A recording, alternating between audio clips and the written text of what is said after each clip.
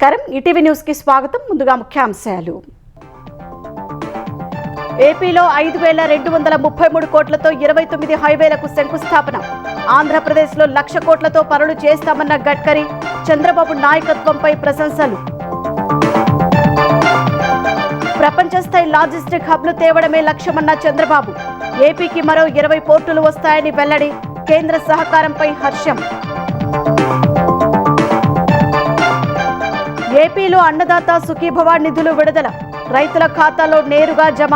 జగన్ చేస్తున్న అరాచకాలను గమనించాలని సీఎం పిలుపు.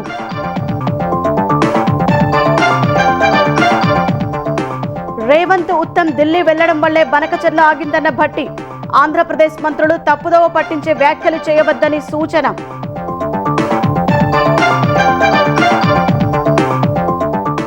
స్పోర్ట్స్ పాలసీని ఆవిష్కరించిన రేవంత్. ప్రపంచంతో పోటీ పడడమే లక్ష్యమని వెల్లడి. క్రీడా విధానం లేకే యువత డ్రగ్స్ తీసుకుంటున్నారని వెల్లడి. ట్రంప్ డెడ్ ఎకానమీ వ్యాఖ్యలకు మోదీ కౌంటర్. మూడో అతిపెద్ద ఆర్థిక వ్యవస్థగా భారత్ ఎదుగుతోందని వెల్లడి. మరోసారి స్వదేశీ నినాదం. ఎన్నికల సంఘంపై రాహుల్ ఘాటు విమర్శలు. దేశంలో ఎన్నికల వ్యవస్థ కుప్పకూలిందని ధ్వజం. బీజేపీ కోసమే ఈసీ పనిచేస్తోందని ఆరోపణ. మాజీ ప్రధాని దేవేగౌడ మనవడు ప్రజ్వల్ రేవణ్ణకు జీవిత ఖైదు. అత్యాచారం కేసులో శిక్ష ఖరారు. కోర్టులో కన్నీరు పెట్టుకున్న మాజీ ఎంపీ.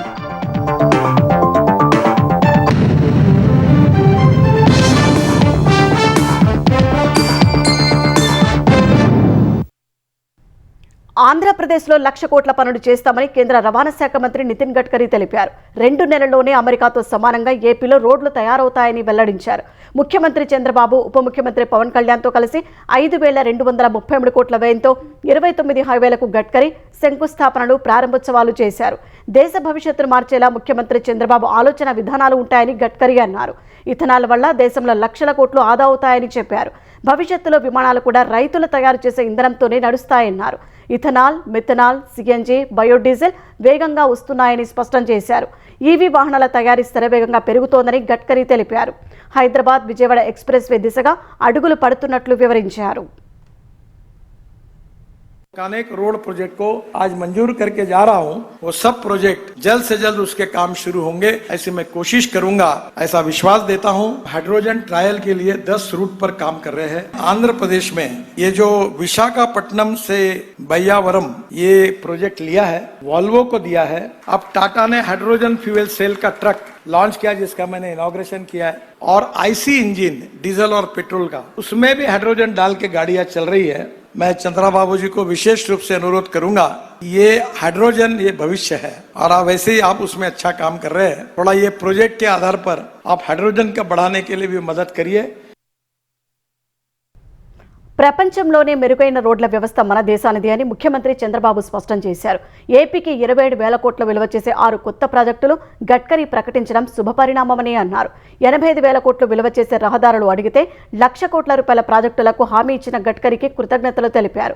రహదారుల అభివృద్ధికి, నాగరికతకు చిహ్నాలని వెల్లడించారు. గడ్కరీ చొరవ వల్ల దేశంలో రోజుకు 37 కిలోమీటర్ల పొడవైన హైవే వేస్తున్నారని చెప్పారు. ఏపీకి మరో 20 పోర్టులు రాబోతున్నాయని వెల్లడించారు. డ్రై పోర్టులు కూడా మరిన్ని వస్తాయని వెల్లడించారు. ఏపీకి ప్రపంచ స్థాయి లాజిస్టిక్ హబ్లు తేవడమే లక్ష్యమని సీఎం వివరించారు. అభివృద్ధికి, నాగరికతకు చిహ్నం రహదారులు. ఇటీవల 5 సంవత్సరాలు పూర్తిగా రోడ్లన్నీ కూడా విధ్వంసం అయిపోయినాయి. ఒక్క నేషనల్ హైవేస్ కాబట్టి ఎక్కడ కూడా గుంతలు లేవు. అదే నేషనల్ హైవే దిగితే ఇంకా భయంకరమైన నరకం. అన్ని రోడ్లు కూడా శిథిలావస్థకెళ్ళాయి. చాలా ఇబ్బంది పడ్డాం. 2014 నాటికి మన ఏపీలో 4,193 కిలోమీటర్లుంటే దాన్ని 5 సంవత్సరాలు 8,745 కిలోమీటర్లు రాను ఇంప్రూవ్ అయింది. అవన్నీ కూడా పూర్తి చేసుకోనుంటే ఈ రోజు రాష్ట్రంలో ఇంకా బ్రహ్మాండమైన రోడ్ నెట్వర్క్ వచ్చేది. ప్రస్తుతం 70,000 కోట్ల రూపాయలు విలువ చేసే రోడ్డు పనులన్నీ కూడా శాంక్షన్ అయినాయి. మొన్నే మీరు ఒకసారి చూస్తే దగ్గర 11,000 కోట్లు 760 కిలోమీటర్లు ఒక సంవత్సరంలో పూర్తి చేశాం. ఈ సంవత్సరం మనం 15,000 కోట్ల రూపాయలకి పనిచేయాలని దగ్గర 1000 కిలోమీటర్లు చేయాలని చెప్పి అనుకుంటున్నాం. ప్రధాని నరేంద్ర మోదీ, సీఎం చంద్రబాబు, కేంద్ర మంత్రి గడ్కరీ విజన్తో దేశంతో పాటు ఏపీ కూడా అన్ని రంగాల్లో అభివృద్ధి చెందుతోందని ఉప ముఖ్యమంత్రి పవన్ కళ్యాణ్ చెప్పారు. అభివృద్ధిలో ప్రజలంతా భాగస్వాములు కావాలని కోరారు. కూటమి ఐక్యతను దెబ్బతీసే కుట్రలపై అప్రమత్తంగా ఉండాలని 3 పార్టీల నేతలకు పవన్ పిలుపునిచ్చారు. స్వాతంత్రం వచ్చినప్పటి నుంచి కూడా రహదారులు వేయిన గ్రామాలకి ఈ రోజున డోలీ మోతలతోటి ఇబ్బందులు పడుతున్న ఆ పరిస్థితిని తొలగిస్తూ రవాణా లేని ఏజెన్సీ గ్రామాలని రోడ్లతో కలుపుతున్నాం. గత ప్రభుత్వాన్ని చూశారు, కూల్చివేతలతో మొదలైన ప్రభుత్వం, రోడ్లు వేయని ప్రభుత్వం, కనీసం రహదారుల్లో గుంతలు పూడ్చని ప్రభుత్వం. కానీ ఈ రోజున ప్రతి ఊర్లో కూడా గుంతలు పూడ్చడంతో పాటు రహదారులు నిర్మిస్తా ఉన్నాం. హైవేలు గడ్కరీ గారి ఆశీస్సులతో మనం ప్రారంభిస్తా ఉన్నాం. వీటన్నిటికి కూడా మనకు కావాల్సింది కనీసం ఒక 15 సంవత్సరాలు ఈ కూటమి చాలా బలంగా ఉండాలి. ఈ కూటమి ఐక్యతని దెబ్బతీయడానికి ప్రయత్నం చేస్తా ఉంటారు. చిన్న పొరపక్షాలు ఏమున్నా గానీ వాటిని మీ స్థాయిలోనే సరిదిద్దుకొని ముందుకెళ్లాలి. కూటమిని బలోపేతం చేయమని మనస్ఫూర్తిగా నేను కోరుకుంటా ఉన్నాను. ఆంధ్రప్రదేశ్ భవిష్యత్తును తొక్కుకుంటూ వెళ్లే నేతలతో జాగ్రత్తగా ఉండాలని జగన్ను ఉద్దేశించి కేంద్ర మంత్రి రామ్మోహన్ నాయుడు అన్నారు. చంద్రబాబు లాంటి నేతను ప్రజలు నిరంతరం ఆశీర్వదిస్తేనే భవిష్యత్తు బాగుంటుందని సూచించారు. గతంలో 5 ఏళ్లు నష్టపోయిన విషయాన్ని ఆయన గుర్తు చేశారు. ఒక పక్కన మీరు చూస్తున్నటువంటి నాయకుడు మామిడికాయలు దొరికితే మామిడికాయలు తొక్కుకుంటూ వెళ్తున్నాడు, మామిడికాయలు దొరకకపోతే తలకాయలు దొరికితే తలకాయలు తొక్కుకుంటూ వెళ్తున్నాడు. ఆంధ్రప్రదేశ్ రాష్ట్ర భవిష్యత్తును తొక్కుకుంటూ వెళ్తున్నాడు. ఎక్కడ మంచి పని జరుగుతుందనంటే ఆ మంచి పని ఎలా జరగకుండా చేయాలని ఆలోచిస్తున్నాడు. మరొక పక్కన మనకున్నటువంటి నాయకత్వం అందరినీ కూడా కలుపుకొని తీసుకొని వెళ్తూ ఆంధ్రప్రదేశ్ రాష్ట్రమే కాదు, తెలుగు వాళ్ళు ఎక్కడ ఉన్నా, ప్రపంచంలో ఏ మూల ఉన్నా సరే అందరికీ కూడా మన ప్రభుత్వం సహకరిస్తూ ముందుకు నడిపించాలని ఒక గొప్ప ఆలోచనతో చేస్తున్నటువంటి ఈ కార్యక్రమం నిరంతరం కూడా కొనసాగాలి. తెలంగాణ యువత ప్రపంచంతో పోటీ పడాలనే లక్ష్యంతోనే స్పోర్ట్స్ పాలసీని తీసుకొచ్చామని ముఖ్యమంత్రి రేవంత్ రెడ్డి తెలిపారు. హైదరాబాద్లోని హెచ్ఐసిసిలో జరిగిన స్పోర్ట్స్ కాంక్లేవ్లో పాల్గొన్న సీఎం స్పోర్ట్స్ పాలసీని ఆవిష్కరించారు. ఒలింపిక్ పథకాలే లక్ష్యంగా తెలంగాణ క్రీడా పాలసీ ఉంటుందని రేవంత్ రెడ్డి తెలిపారు. క్రీడా విధానం లేకే యువత డ్రగ్స్ తీసుకొని పెడధోరణి పడుతున్నారని అన్నారు. యువత చదువుల్లోనే కాకుండా క్రీడల్లోనూ రాణించాలని ఆకాంక్షించారు. భారత్ బలమైన క్రీడా వేదిక కావాలన్న సీఎం అందులో ప్రధానంగా తెలంగాణ ఉండాలన్నారు. 2026లో ఖేలో ఇండియా పోటీలు హైదరాబాద్లో నిర్వహించేందుకు సిద్ధంగా ఉన్నామని చెప్పారు. కేంద్రం కూడా నూతన క్రీడా పాలసీ తీసుకురావాలని రేవంత్ రెడ్డి సూచించారు. ఈరోజు మా ప్రభుత్వ విధానం స్పష్టం. చదువుల్లోనే కాదు క్రీడలలో రాణిస్తే తప్పకుండా రాష్ట్ర ప్రభుత్వం మిమ్మల్ని తీర్చిదిద్దుతుంది, మీకు అండగా నిలబడుతుంది. ఒక స్పష్టమైన క్రీడా విధానాన్ని, స్పోర్ట్స్ యూనివర్సిటీ, స్పోర్ట్స్ అకాడమీలను ప్రోత్సహించాలని మొన్న జరిగిన ఒలింపిక్స్ గేమ్స్ చూసిన తర్వాత స్పష్టంగా నేను నిర్ణయించుకున్నా. దేశంలో నూతన విధానాన్ని ప్రవేశపెట్టాలి, దేశం అభివృద్ధి చెందాలి. ఒక బలమైన ఆర్థిక వ్యవస్థగా ఎదుగుతున్న ఈ దేశం ఒక బలమైన క్రీడలకు వేదిక కావాలి అని మా ప్రభుత్వం ఆలోచన చేసింది. అందుకే మా విజన్ డాక్యుమెంట్ తెలంగాణ రైజింగ్ 2047లో స్పోర్ట్స్ పాలసీ కూడా ఒక చాప్టర్ పెట్టి సమాజంలో సక్సెస్ స్టోరీ ఉన్న వాళ్ళని అందరినీ ఈరోజు ఒక వేదిక మీదకి తీసుకొచ్చినాం. 10 ఏళ్లు అధికారంలో ఉన్న బీఆర్ఎస్ సర్కారు కృష్ణా, గోదావరి నదులపై అసంపూర్తిగా ఉన్న ప్రాజెక్టులను పూర్తి చేసి ఉంటే ఏపీ, తెలంగాణ మధ్య జల వివాదాలు ఉండేవి కావని ఉప ముఖ్యమంత్రి భట్టి విక్రమార్క అన్నారు. కొల్లాపూర్లో పలు అభివృద్ధి కార్యక్రమాలకు శంకుస్థాపనలు చేసిన భట్టి నదీ జలాలు, మిగులు జలాలు తెలంగాణకు రావాల్సిన వాటా తీరిన తర్వాతే ఏపీ సర్కారు కొత్త ప్రాజెక్టులపై ఆలోచన చేయాలన్నారు. బనకచల్లపై కాంగ్రెస్ సర్కారు చూస్తూ ఊరుకోదని అన్నారు. ఏపీ మంత్రి లోకేష్ను కేటీఆర్ చీకట్లో ఎందుకు కలిశారో చెప్పాలని భట్టి డిమాండ్ చేశారు. తెలంగాణలో 2 లక్షల ఎకరాలు ముంపునకు గురికాకుండా పోలవరం నిర్మించుకోవాలని ఏపీ ప్రభుత్వానికి సూచించారు.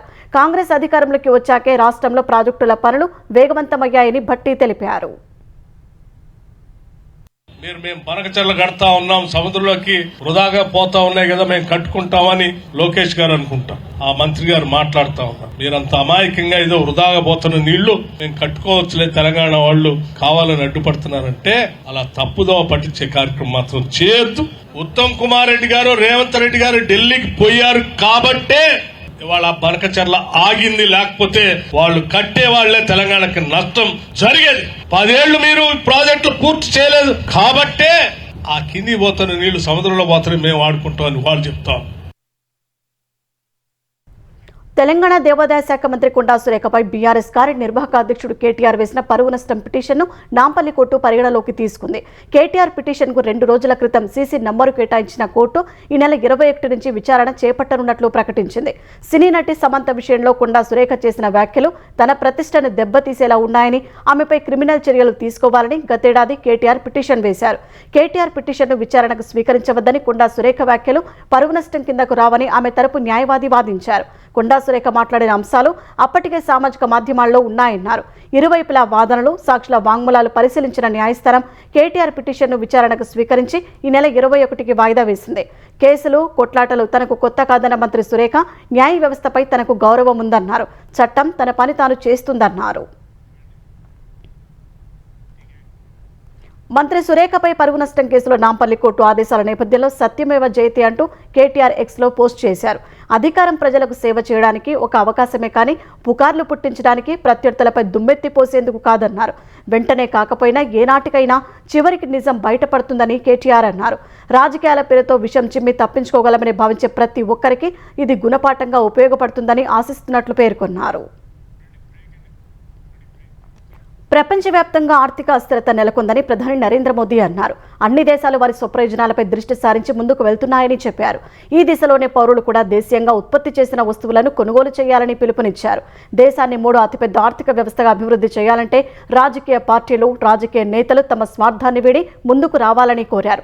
ఉత్తరప్రదేశ్ వారణాసిలో 2200 కోట్ల విలువైన అభివృద్ధి ప్రాజెక్టులకు ప్రధాని ప్రారంభోత్సవాలు, శంకుస్థాపనలు చేశారు. అనంతరం 20వ విడత పీఎం కిసాన్ నిధులు 20,500 కోట్ల రూపాయలు విడుదల చేశారు. రైతుల సంక్షేమం కోసం తమ ప్రభుత్వం అహర్నిశలు కృషి చేస్తోందని మోదీ చెప్పారు. ప్రభుత్వ దృఢ సంకల్పానికి పీఎం కిసాన్ సమ్మాన్ నిధే నిదర్శనమన్న ప్రధాని కాంగ్రెస్ నేతలు అసత్యాలతో ప్రజలను పక్కదారి పట్టించాలని చూస్తున్నారని మండిపడ్డారు. ఎన్డీఏ ప్రభుత్వం అందిస్తున్న సంక్షేమాన్ని చూసి ఓర్వలేకే సమాజ్వాదీ పార్టీ, కాంగ్రెస్ నేతలు అసత్య ప్రచారాలు చేస్తున్నారని మోదీ ఆక్షేపించారు. ఈ ప్రచారాన్ని నమ్మొద్దని ప్రజలకు సూచించారు. ఆపరేషన్ సింధూర్ ద్వారా పాక్ ఉగ్రవాద శిబిరాలను దెబ్బతీశామనే వాస్తవాన్ని కాంగ్రెస్ జీర్ణించుకోలేకపోతోందని ఆరోపించారు. आज दुनिया की अर्थव्यवस्था कई आशंकाओं से गुजर रही है. अस्थिरता का माहौल है. ऐसे में दुनिया के देश अपने अपने हितों पर फोकस कर रहे हैं. भारत भी दुनिया की तीसरी सबसे बड़ी अर्थव्यवस्था बनने जा रहा है. इसलिए भारत को भी अपने आर्थिक हितों को लेकर सजग रहना ही है. लेकिन देश के नागरिक के रूप में भी हमारे कुछ दायित्व है. और ये बात सिर्फ मोदी नहीं, हिंदुस्तान के हर व्यक्ति ने दिन में हर पल बोलते रहना चाहिए. जो देश को तीसरे नंबर की इकोनॉमी बनाना चाहते हैं, ऐसा कोई भी राजनीतिक दल हो, कोई भी राजनेता हो, उसने अपने संकोच को छोड़ करके देश हित में देशवासियों के अंदर एक भाव जगाना होगा. और वो है हम स्वदेशी का संकल्प लें. अब हम कुछ भी खरीदे तो एक ही तराजू होना चाहिए, जिसे बनाने में किसी न किसी भारतीय का पसीना बहा. రాజకీయ నాయకుల రూపంలో ఉన్న నేరస్తుల ముసుగు తొలగిస్తామని ముఖ్యమంత్రి చంద్రబాబు స్పష్టం చేశారు. జగన్ను చూసి రప్పారప్ప అంటూ నరకడం నేర్చుకోవాలా అని ప్రశ్నించారు. ప్రకాశం జిల్లా తూర్పు వీరాయపాలెంలో పర్యటించిన సీఎం అన్నదాత సుఖీభవ పథకాన్ని లాంఛనంగా ప్రారంభించారు. రైతుల కోసం ఎంత చేసినా తక్కువేనని స్పష్టం చేశారు. ముఖ్యమంత్రి చంద్రబాబు ప్రకాశం జిల్లా తూర్పు వీరాయపాలెంలో పర్యటించారు. రైతుల సమక్షంలో అన్నదాత సుఖీభవ పథకాన్ని లాంఛనంగా ప్రారంభించారు. రైతులకు చెక్కులను అందజేశారు. 20వ విడత పీఎం కిసాన్ సమ్మాన్ నిధులను ప్రధాని నరేంద్ర మోదీ వారణాసిలో విడుదల చేయగా మోదీ ప్రసంగాన్ని రైతులతో కలిసి ఎల్ఈడీ తెరపై సీఎం వీక్షించారు. అనంతరం రైతులతో చంద్రబాబు ముఖాముఖి నిర్వహించారు. సాగుకు సాంకేతికతను అనుసంధానించి రైతులకు వ్యవసాయాన్ని సులభతరం చేస్తామని ఆయన హామీ ఇచ్చారు. రైతులకు లాభం వచ్చేలా ఏ పంట వేయాలో అధ్యయనం చేసి చెబుతామన్నారు. అన్నదాతలకు నష్టం కలగకుండా అన్ని చర్యలు తీసుకుంటామని భరోసా ఇచ్చారు. ప్రభుత్వ దూరదృష్టి వల్లే రిజర్వాయర్లన్నీ జలకలను సంతరించుకున్నట్లు వెల్లడించారు. రైతు ఎప్పుడు పొలం దగ్గరనే ఉంటాడు, ఈ ఎండలోనే ఉంటాడు. అలాంటి ఎండలో కూర్చొని రాష్ట్రానికి అన్నదాత సుఖీభవ కింద ఈ రోజు కేంద్రం ఇచ్చే డబ్బులు కలిపి 7,000 రూపాయలు ఇక్కడ ట్రాన్స్ఫర్ చేశావంటే అది చరిత్ర. నిన్న అమెరికా టారిఫ్ పెంచారు. అక్వా రైతుల మీద కొంత భారం ఉంటుంది. రేపో ఎల్లుండో పిలుస్తున్నాం. మాట్లాడి ఏ విధంగా చేయాలో కార్యాచరణ ప్రణాళిక తయారు చేసుకుంటాం. రాబోయే సీజన్కి ఫేజ్ 1 పూర్తి చేసి కృష్ణా జలాలు ప్రకాశం జిల్లాకు తీసుకొచ్చే బాధ్యత, వెలుగొండ పూర్తి చేసే బాధ్యత ఈ ప్రభుత్వాన్ని. జగన్ను చూసి రప్పారప్పా అంటూ నరకడం నేర్చుకోవాలా అని సీఎం చంద్రబాబు ప్రశ్నించారు. పర్యటనల పేరుతో జగన్ సృష్టిస్తున్న అరాచకాలను ప్రజలు గమనించాలని కోరారు. ప్రశాంత్ రెడ్డి గౌరవ ఎమ్మెల్యే, ఆవిడ వ్యక్తిగత జీవితాన్ని విమర్శించాడు. ఒక మాజీ ఎమ్మెల్యే, అతను పశువా మనిషా తెలియదు. నేనైతే ఏ ఆడబిడ్డ అయినా మన ఆడబిడ్డ, ఆ ఆడబిడ్డ గౌరవాన్ని కాపాడవలసిన బాధ్యత రాజకీయ నాయకులదని గట్టిగా వార్నింగ్ ఇచ్చేవాడిని. నువ్వేం చేశావు? ఇంటికి వెళ్ళాడా? పరామర్శించాడా? మా వాళ్లకు చెబితే ఎండల్లోకి పోయి లేపేస్తారన్నాడు. ఈ రోజు ఇతను చూసి ఏమి నేర్చుకుంటున్నారు తమ్ముళ్ళు? గొడ్డలి వేట్లు, బూతుల పంచాంగం, రఫా రఫే. నువ్వు లేపేసి చూడడానికి ఇక్కడ ఉండేది సిబిఎన్. నేరస్తుల రాజకీయ ముసుగు తీసి నేరస్తుల్ని నేరస్తులుగానే పరిగణించాలి. అవునా కాదా అని మిమ్మల్ని అడుగుతున్నా. చేయమంటారా లేదా అని మిమ్మల్ని అడుగుతున్నా. ఆంధ్రప్రదేశ్లో 46,85,838 మంది రైతులకు అన్నదాత సుఖీభవతో లబ్ధి చేకూరనుంది. కేంద్ర ఎన్నికల సంఘంపై కాంగ్రెస్ అగ్రనేత రాహుల్ గాంధీ మరోసారి తీవ్ర స్థాయిలో ఆరోపణలు గుప్పించారు. దేశంలో ఎన్నికల వ్యవస్థ పూర్తిగా కూలిపోయిందని ఢిల్లీలో జరిగిన వార్షిక న్యాయ సదస్సులో విమర్శించారు. గత సార్వత్రిక ఎన్నికల్లో నరేంద్ర మోదీ చాలా తక్కువ మెజారిటీతో మూడోసారి ప్రధానిగా గెలుపొందారని అన్నారు. మరో 15 సీట్లు రాకపోయి ఉంటే మోదీ ప్రధాని కాకపోయేవారని పేర్కొన్నారు. బీజేపీకి ప్రయోజనం చేకూర్చడానికి ఎన్నికల సంఘం ఓట్ల దొంగతనంలో పాలుపంచుకుందని రాహుల్ గాంధీ ఆరోపించారు. 2014 నుంచి ఏదో తప్పు జరుగుతోందని తనకు అనిపిస్తోందన్న రాహుల్ గుజరాత్ అసెంబ్లీ ఎన్నికలపైన అనుమానాలు ఉన్నాయని పేర్కొన్నారు. 4 నెలల వ్యవధిలోనే మహారాష్ట్రలో లోక్సభ, అసెంబ్లీ ఎన్నికలు జరగా లోక్సభ ఎన్నికల్లో కాంగ్రెస్ కూటమికి ఎక్కువ సీట్లు వచ్చాయని, అసెంబ్లీ ఎన్నికలు మాత్రం ఓడిపోయిందని వివరించారు. 4 నెలల్లోనే అంత వ్యత్యాసం ఎలా వచ్చిందని రాహుల్ గాంధీ ప్రశ్నించారు. ఎన్నికల నిర్వహణలో లోపాలను మహారాష్ట్ర ఎన్నికల్లోనే గుర్తించామన్న కాంగ్రెస్ అగ్రనేత లోక్సభ ఎన్నికలయ్యాక కొత్తగా 1 కోటి ఓట్లు చేరాయని ఆరోపించారు. కొత్తగా చేరిన ఓట్లలో అధిక భాగం బీజేపీకి వెళ్లాయని ఆయన పేర్కొన్నారు. Because the truth, my friends, is that the election system in India is already dead. Please remember one thing. The Prime Minister of India, with a very slim majority, if 10, 15 seats were rigged, and we suspect actually the number is much closer to 70, 80, 100. If 15 seats were rigged, he would not be the Prime Minister of India. We are going to prove to you in the coming few days how a Lok Sabha election can be rigged and was rigged. So, it's very clear that the institution that holds this, that protects this, that defends this, has been obliterated and taken over. దేశాన్ని, ప్రజాస్వామ్యాన్ని రక్షించేందుకు సామాజిక న్యాయం కోసం రాహుల్ గాంధీ నేతృత్వంలో పోరాడతామని ముఖ్యమంత్రి రేవంత్ రెడ్డి అన్నారు. ఢిల్లీలో జరిగిన కాంగ్రెస్ వార్షిక న్యాయ సదస్సులో పాల్గొన్న ఆయన రాహుల్ గాంధీకి మద్దతుగా అందరూ ముందుకు రావాలని పిలుపునిచ్చారు. దేశంలో దళితులు, ఆదివాసుల సంక్షేమం కోసం కృషి చేసింది కాంగ్రెస్ పార్టీ మాత్రమే అని వ్యాఖ్యానించారు. ఇతర పార్టీలు ఎన్నికలు గెలిస్తే కుర్చీలో, ఓడితే ఇంట్లో కూర్చుంటాయన్నారు. ఎన్నికల్లో ఓడినా గెలిచినా ప్రజల మధ్య ఉన్న పార్టీ కాంగ్రెస్ అని తెలిపారు. నరేంద్ర మోదీ నేతృత్వంలో రాజ్యాంగం ప్రమాదంలో ఉందన్న రేవంత్ రెడ్డి 11 ఏళ్లుగా సామాజిక న్యాయం కోసం ఆలోచించట్లేదని విమర్శించారు. 25 साल से राहुल गांधी जी इस देश में गरीब लोगों के लिए, पिछड़े लोगों के लिए, दलित, आदिवासी, ओबीसी, सोशल जस्टिस के लिए इस देश में लड़ रहा है. दूसरे तरफ देखो नरेंद्र मोदी जी 25 साल से वो कुर्सी छोड़ रहा ही नहीं. 2001 में मुख्यमंत्री बना, तब से आज तक बार बार बीजेपी वाले संघ परिवार ने उनको हटाने के लिए कोशिश किए, मगर मोदी जी कभी कुर्सी छोड़ने के लिए राजी नहीं हुआ है. जिस दिन अटल जी चाहा था मोदी जी को हटाने के लिए मुख्यमंत्री कुर्सी से, आज मोहन भगवत जी ने कोशिश कर रहे हैं मोदी जी को प्रधानमंत्री कुर्सी से हटाने के लिए. इन लोगों से नहीं होने वाले हैं. मोदी जी के खिलाफ राहुल भैया ने आने वाले चुनाव लड़ने वाले हैं. आपको 150 से 1 सीट भी ज्यादा नहीं आने देंगे. हम पूरा कांग्रेस परिवार तैयार होकर తెలంగాణ ప్రభుత్వం బీసీ రిజర్వేషన్ల ప్రక్రియను పూర్తి చేయకుండా కేంద్రంపై బురద చల్లుతోందని బీజేపీ నేతలు విమర్శించారు. కామారెడ్డి డిక్లరేషన్, బీసీలపై కాంగ్రెస్ కపటనాటకం పేరుతో హైదరాబాద్ ఇందిరా పార్క్ వద్ద బీజేపీ మహాధర్నా చేపట్టింది. ఈ కార్యక్రమానికి కిషన్ రెడ్డి, బీజేపీ రాష్ట్ర అధ్యక్షుడు రామచంద్రరావు, ఎంపీలు ఈటల, ఆర్ కృష్ణయ్య హాజరయ్యారు. గతంలో తెలంగాణలో ఉన్న 34% బీసీ రిజర్వేషన్లను కేసీఆర్ 23% తగ్గించారని కిషన్ రెడ్డి మండిపడ్డారు. దానికి కొనసాగింపుగా కాంగ్రెస్ 32% మాత్రమే ఇస్తానంటోందని ఆరోపించారు. రాహుల్ గాంధీ, కేసీఆర్ ఇద్దరు ఒక్కటేనని ఆరోపించారు. బీసీ రిజర్వేషన్లలో ముస్లింలకు 10% రిజర్వేషన్ ఇవ్వడాన్ని బీజేపీ తీవ్రంగా ఖండిస్తుందని రామచంద్రరావు చెప్పారు. స్థానిక సంస్థల ఎన్నికల షెడ్యూల్ను తక్షణమే ప్రకటించి బీసీలకు 42% రిజర్వేషన్లు ఇవ్వాలని డిమాండ్ చేశారు. 2 సంవత్సరాలుగా బీసీ రిజర్వేషన్ సంబంధించినటువంటి ప్రక్రియ ఇంకా పూర్తి చేయకుండా ఈ రోజు మరి భారతీయ జనతా పార్టీ మీదనో కేంద్ర ప్రభుత్వం మీదనో బురద జల్లేటువంటి ప్రయత్నం కాంగ్రెస్ పార్టీ చేస్తా ఉంది. కాంగ్రెస్ పార్టీ తీసుకొచ్చినటువంటి 42% రిజర్వేషన్ బీసీల సంక్షేమం కోసం తెచ్చినటువంటి రిజర్వేషన్ కాదు. ఇది ఉజ్జగింపు రాజకీయాల కోసం ముస్లింలను మేలు చేసేటువంటి రిజర్వేషన్ తప్ప ఇది రిజర్వేషన్ బీసీలకు ఏమాత్రం మేలు జరగదని ఈ సందర్భంగా మనవి చేస్తున్నాను. ఆర్టికల్ 243D ప్రకారము స్థానిక ఎన్నికలు రాష్ట్ర ప్రభుత్వాలకి అధికారం ఉంటుంది, హక్కు ఉంటుంది. మీరు తీసుకొచ్చినటువంటి బిల్లుని మీరు అమలు పరచాలి. కానీ మా మీద దోస్తే ఎట్లా? రేవంత్ రెడ్డి గారు, మీరు 42% బీసీలలో కేవలం 32% మాత్రమే ఈ రోజు ఇస్తా అని చెప్తా ఉన్నారు. 10% ఎంఐఎం ఇద్దరు సోదరుల ఒత్తిడి మీద ముస్లింలకు మీరు రిజర్వేషన్ ఇస్తా అంటున్నారు. ఆ రిజర్వేషన్ ని భారతీయ జనతా పార్టీ వ్యతిరేకిస్తుంది.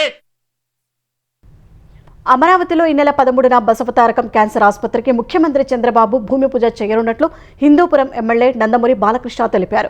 మొత్తం 21 ఎకరాల్లో క్యాన్సర్ ఆసుపత్రి నిర్మిస్తున్నట్లు చెప్పారు. దానికి సంబంధించిన నిర్మాణ డిజైన్లపై సిఆర్డీఏ అదనపు కమిషనర్ ప్రవీణ్ బాలకృష్ణ చర్చించారు. మహిళా సాధికారత ఆధారంగా తీసిన భగవంత్ కేసరి సినిమాకు జాతీయ అవార్డు రావడం సంతోషంగా ఉందన్న ఆయన, ఇకపై తాను తీయబోయే సినిమాల్లో మంచి సందేశాలు ఉంటాయని తెలిపారు. ఆంధ్రప్రదేశ్ మద్యం ముడుపుల వ్యవహారంలో కీలక దృశ్యాలు వెలుగులోకి వచ్చాయి. పంపిణీకి సిద్ధం చేసిన నోట్ల కట్టలతో చెవిరెడ్డి అనుచరుడు వెంకటేష్ నాయుడు ఉన్న దృశ్యాలు బయటకు వచ్చాయి. అట్టపెట్టెలో పేర్చేందుకు సిద్ధంగా ఉంచిన నోట్ల కట్టలతో వెంకటేష్ నాయుడు ఉన్నట్లు వీడియోలో నమోదైంది. కేసు దర్యాప్తులో ఈ వీడియోలు కీలక ఆధారాలుగా మారే అవకాశం ఉంది.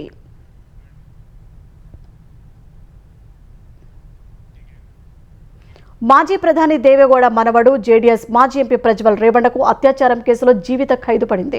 ఈ మేరకు బెంగళూరులోని ప్రజా ప్రతినిధుల ప్రత్యేక కోర్టు శిక్ష ఖరారు చేసింది. ప్రజ్వల్ రేవణ్ణకు 10 లక్షల జరిమానా కూడా విధించారు. ఇందులో బాధితురాలికి 7 లక్షల రూపాయల పరిహారం ఇవ్వాలని ఆదేశించారు. 2021లో గన్నిగడ ఫామ్ హౌస్లో ప్రజ్వల్ తనపై 2 సార్లు అత్యాచారం చేశాడని పని మనిషి గతేడాది పోలీసులకు ఫిర్యాదు చేసింది. ఆ ఘటనను వీడియో తీసి బెదిరించాడని ఫిర్యాదులో పేర్కొంది. ప్రజ్వల్ తల్లిదండ్రులు తనను అపహరించి బెదిరించారని ఆరోపించింది. తర్వాత ప్రజ్వల్పై మరికొన్ని అత్యాచార కేసులు నమోదయ్యాయి. దీనిపై ప్రత్యేక బృందం దర్యాప్తు చేపట్టి 1632 పేజీల ఛార్జ్షీట్ దాఖలు చేసింది. ఈ కేసులో 14 నెలలుగా జ్యుడిషియల్ కస్టడీలో ఉన్న ప్రజ్వల్ను న్యాయస్థానం శుక్రవారం దోషిగా తేల్చింది. తాజాగా శిక్ష ఖరారు చేస్తూ తీర్పు వెలువరించింది.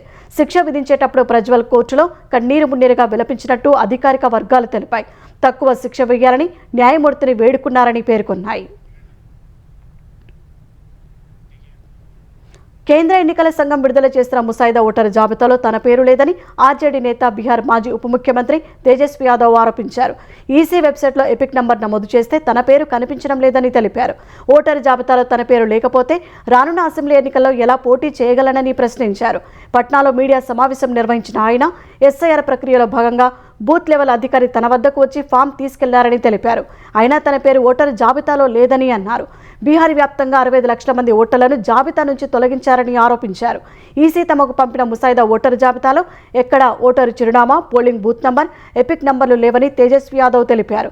ఫలితంగా ఓటరు జాబితా నుంచి ఎవరి పేరును తొలగించారో గుర్తించడం కష్టంగా మారిందని చెప్పారు. తేజస్వి యాదవ్ ఆరోపణలను ఈసీ ఖండించింది. ముసాయిదా ఓటరు జాబితాలో తేజస్వి యాదవ్ పేరు ఉందని స్పష్టం చేసింది. పాత ఎపిక్ నంబర్ ద్వారా తేజస్వి యాదవ్ వెబ్సైట్లో తనిఖీ చేసి ఉంటారని వివరించింది.